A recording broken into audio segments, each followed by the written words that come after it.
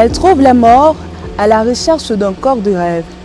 Victoire Kamdem, 29 ans, relève de la manière la plus dramatique une pratique médicale, la chirurgie esthétique. Madame, monsieur, bonjour et bienvenue sur TikTok. Ils sont de plus en plus nombreux qui n'hésitent pas à passer sur le bistouri à la quête d'un physique parfait. Nous ne sommes pas à Hollywood, mais bien au Cameroun. L'offre en la matière est grande, avec plus d'une vingtaine d'actes de chirurgie de ce type pratiqués dans les villes de Yaoundé et de Douala.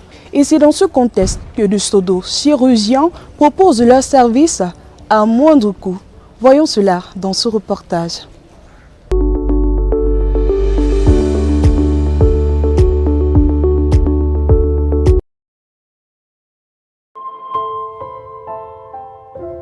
Difficile de tourner la page de cette histoire tragique. 4 mois après le décès de sa fille Victoire Kamdem, ce père de famille a toujours le cœur meurtri.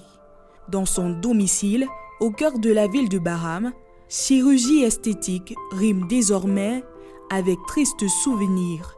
Un jour, j'étais au marché. Je compense à maman, je viens me dire que comme tu vois, il y a un monsieur qui est venu me dire que Prisca est hospitalisé dans une clinique à Foumbok. C'est maintenant que le monsieur est allé me montrer. Moi-même, je pose la question, j'entre sur lui, mais elle est internée dans quelle salle? Le monsieur nous regarde comme ça. Après, il voyait déjà que ça a changé déjà la phase. Il me dit qu'elle est dans cette maison, dans la maison là en haut. Il dit que mais elle fait quoi dans la maison là? Qu'est-ce qu'elle fait là-bas? Il dit qu'elle est morte depuis hier. Le désir de changer d'apparence a eu la peau de sa victoire. La famille paye aujourd'hui la lourde facture d'une beauté à corps ouvert. Ma fille avait 2 enfants. L'aîné a 4 ans. Le deuxième a 1 an, 3 mois aujourd'hui. Ils sont à Yaoundé, ils ne sont pas avec moi. Puisqu'on ne pouvait pas supporter avec eux, pleurer tout le temps. Quand ils nous voyaient pleurer, on était obligé de le faire quitter un peu à côté de lui. Sa boutique et ses clients favoris ne reverront plus jamais sa silhouette abîmée par un pseudo-chirurgien. Un choc imprévisible car la pratique est étrangère aux habitants de ce village.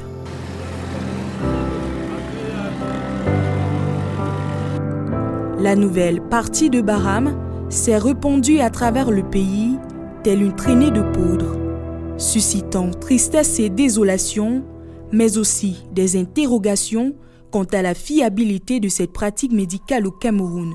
Toute chose loin de décourager les adeptes. À 281 km de Baham, Yaoundé. Ici, ils sont de plus en plus nombreux à refaire leur corps. Objectif, être belle à tout prix et à tous les prix. Caliste, la quarantaine sonnée, a transformé son physique il y a 2 ans. Je me sentais complexée, je me sentais pas dans ma peau. Quand je m'habillais chaque fois, il fallait que je porte les rembourrés et autres, chose que je n'appréciais pas. J'ai fait la lipofilling des seins, c'est-à-dire on prend la graisse ailleurs pour infiltrer dans les seins afin d'augmenter le volume du sein. Une augmentation mammaire à la fois douloureuse et coûteuse. Ma chirurgie a coûté 1 500 000. En total, 1 500 000, j'ai compris l'hospitalisation, les médicaments après la chirurgie. Mais les examens n'en font pas partie. Il y a une douleur, ça ne peut pas manquer. On vous a sucé la graisse quelque part, créer un vide entre la chair et la peau. Donc, forcément, ça fait mal. Sur ce cliché à l'écran, l'état de ses seins avant et après l'opération. La cliente, visiblement satisfaite, était bien consciente des risques de complications pour ce type d'opération. Tout comme elle, plusieurs se ruent dans les centres de santé qui offrent des services de chirurgie esthétique. Dans ce centre médical, au quartier Simbok, le docteur Sami Oben propose depuis 2012 une vingtaine d'actes chirurgicaux de ce type. On fait la liposuction, la brachioplastie pour les vieux qui ont des peaux qui pendent.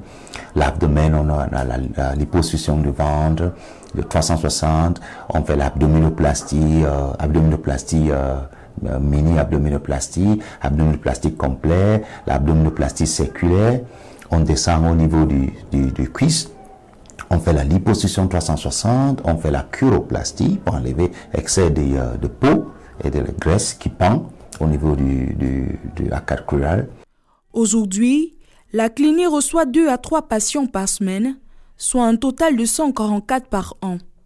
Les demandeurs sont âgés entre 20 et 40 ans, tous sexes confondus. Des cas d'insatisfaction, ce chirurgien y fait face régulièrement.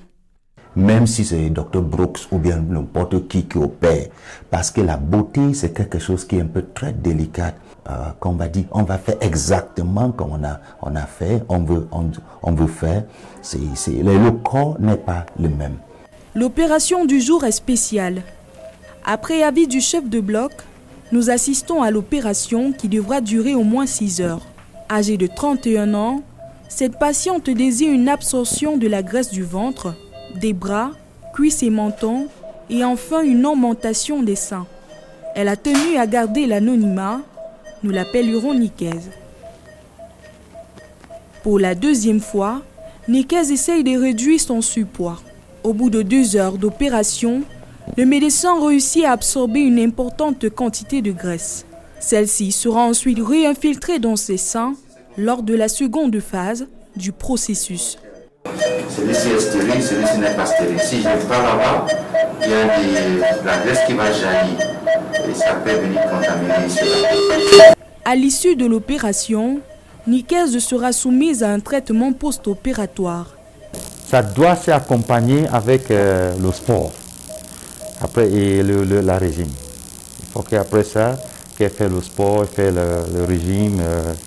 Elle ne doit pas aller seulement dire que non, c'est comme on a fait la chirurgie plastique, le docteur Oben est encore là.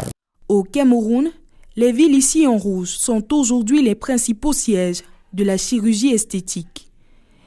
Et selon une récente étude de l'Association internationale de chirurgie plastique et esthétique, l'activité connaît une augmentation de 11,2% qui touche actuellement les pays d'Afrique et principalement le Cameroun.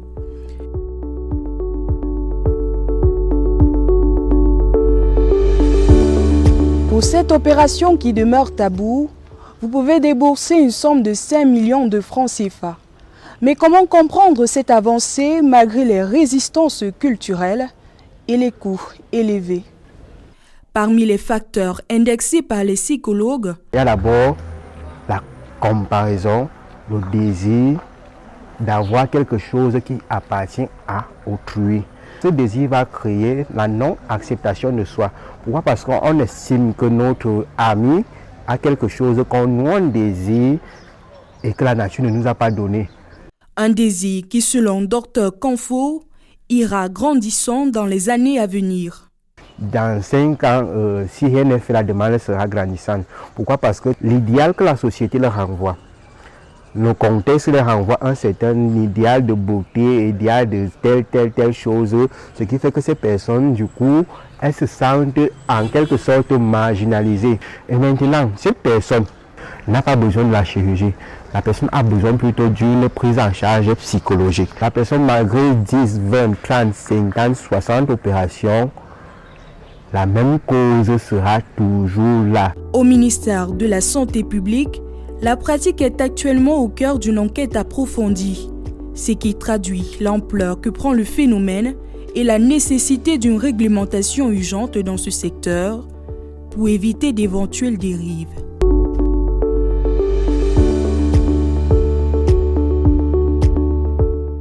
Et oui, la chirurgie esthétique gagne du terrain au Cameroun, mais qu'en est-il des revers et des garanties de cette pratique? Pour en parler, nous recevons sur ce plateau professeur Daniel Andy Eyonné. Il est chirurgien, traumatologue et orthopédiste à l'hôpital central de Yaoundé.